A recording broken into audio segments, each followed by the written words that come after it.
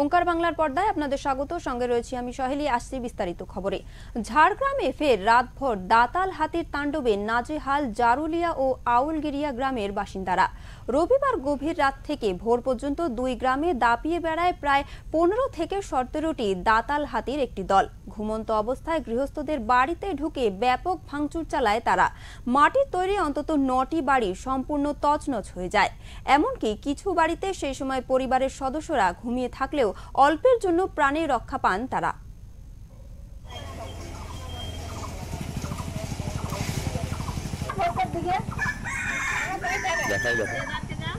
এইখানটার মধ্যে আর ওইখানে হাতি ভাঙছে। এখানে 4 লোক ছিল, 5 লোক, 2টা বাচ্চা আর 2টা মেয়ে। জিজ্ঞেস করবো না। আর হাড়ি কড়া কিনে দিতে বলো পরে।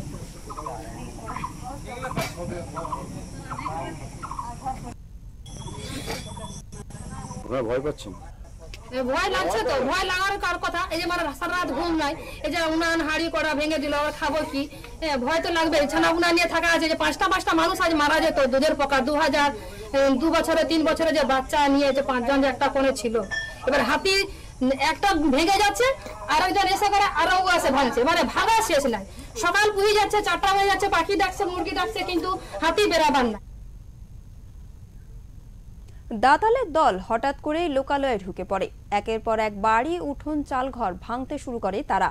ভোরের আলো ফোটার আগেই কয়েকটি বাড়ি পুরোপুরি ভেঙে পড়ে। রান্নাঘর, খাদ্য সামগ্রী, ধান, চাল সবই হাতির হানায় নষ্ট হয়ে যায়।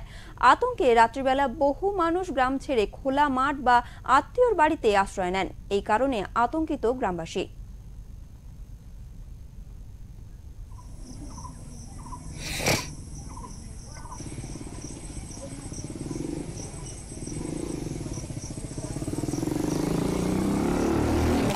ভাঙা পড়ে এখন আমি বলছি এখন আমাদের পালি করেছে।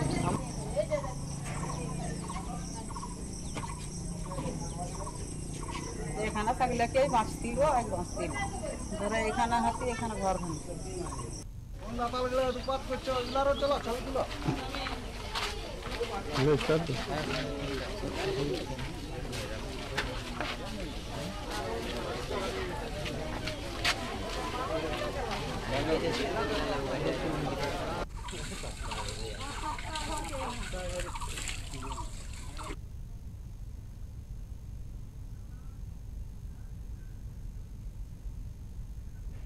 গ্রামবাসীরা জানাচ্ছেন, গত কয়েকদিন ধরেই ওই দাতাল হাতির দল জারুলিয়া, আউলগেরিয়া ও আশেপাশের এলাকায় ঘোরাফেরা করছে। বন দপ্তরে একাধিকবার অভিযোগ জানানো হলেও এখনো পর্যন্ত দৃশ্যমান কোনো পদক্ষেপ নেওয়া হয়নি বলে অভিযোগ। ফলে স্থানীয়দের ক্ষোভ তীব্র হচ্ছে বন দপ্তরের ভূমিকা নিয়ে।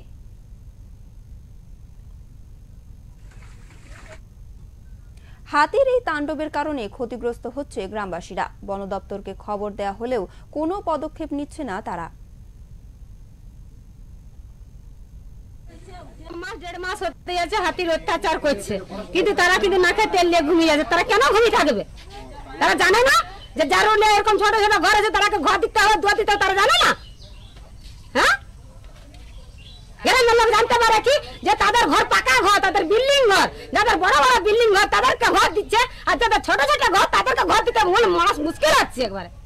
আপনার এলাকায় তো মন্ত্রী রয়েছে, তাহলে মন্ত্রীরা এখন জানতে পারছে যে তার কি করে পরিস্থিতি আছে? তারা ঘুরে বেড়াচ্ছে না, তারা জানছে? আজ 3 বছর চাষ হয়নি। বলো,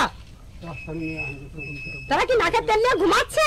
আজ যে মানুষটা রাতটা কিভাবে গেল না গেল তারা দেখে দেখে চলে গেল। 1.5 মাস হতে যাচ্ছে হাতির অত্যাচার করছে, কিন্তু তারা কিন্তু নাকে তেল নিয়ে ঘুমিয়ে যাচ্ছে। তারা কেন ঘুমিয়ে থাকবে? তারা জানে না যে এই বিষয়ে গ্রামবাসীদের অভিযোগ, কিছুদিন ধরে গ্রামে হাতি ঢুকছে। এই বিষয়ে প্রশাসনকে জানানো হলেও কোনো পদক্ষেপ নেয়নি। বন দপ্তর থেকেও তারা পদক্ষেপ নেয়নি। এছাড়াও কি বলেন তিনি, শুনুন।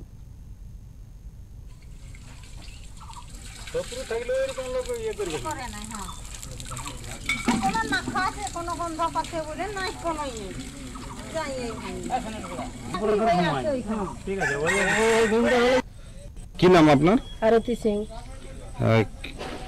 গতকাল রাত্রে কি ঘটনা? রাত্রে 2:30টার সময় সামনের একটা দাদা গোল করে দিল, হাতি আসছে, ছুটে উঠে দাঁড়া মাত্রই দেখছি হাতি এসে ঘর বাড়িতে। সেই মুহূর্তে আমরা বেরাতে পারছি না, আর হাতি ভেঙে ঘরের ভিতরে ঢুকে যাচ্ছে, আর হাতি চারপাশ, কোনো কুল কিনারা নাই। আমরা কোথায় যাবো রাত্রে, কোনো খুঁজে পাচ্ছি নি, আমরা কাউকে খেদাতে পারছি নি। আমরা রাত্রে শুধু হাম করে রাত্রে ঘরের ভিতরে তত্তর করে করে হয়ে যাচ্ছি। ঠাকুর আমরা কাজের দিন বাঁচা, ঠাকুর আজের দিন বাঁচা, আমরা আজের দিন কোনো করিনি ঠাকুর, তোর ক্ষতি করিনি ঠাকুর। যত বলছি তত জোরে হাতি ভেঙে ভেঙে ঘর ঢুকে যাচ্ছে, আর আমাদের কোনো প্রশাসনও দেখেনি, আর জনবন দপ্তরও দেখেনি। আজ 1 মাস হয়ে গেল ডেলি হাতি আসছে, একদিনও আসেনি কাঁঠালপাড়াকে। একদিন আসছিল, গায়ের জোরে একটা ফটকা ফুটি দিছি, কিন্তু ফরেস্টারকে ডাকা হলো না, আসেনি, কানে নিলেনি কথাটা। কেন ফটকা ফুটাবে, একটা বলি হলো কেন ফটকা ফুটাবি, তার জন্য তোরা দেয়, তোদের ঘর কি হবে না আমার জানার দরকার নাই। বাস কে বললো নাই বললো, মোটামুটি কানাকানি শোনা গেল। কিন্তু আজ গেল রাত্রে হাতি এসে এত কান্ড, কেঁদো রাত কুলায়নি। আর কি বলবো, জীবনে বেঁচে রয়েছে এইটাই সম্বল, আর নাইলে আমাদের কিছু।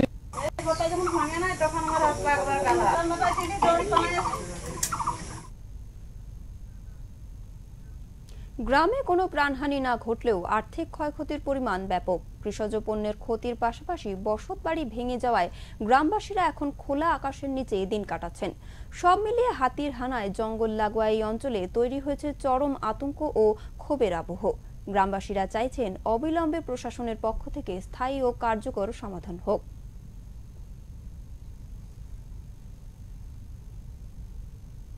ঝাড়গ্রাম থেকে অরূপ ঘোষের রিপোর্ট, ওঙ্কার বাংলা।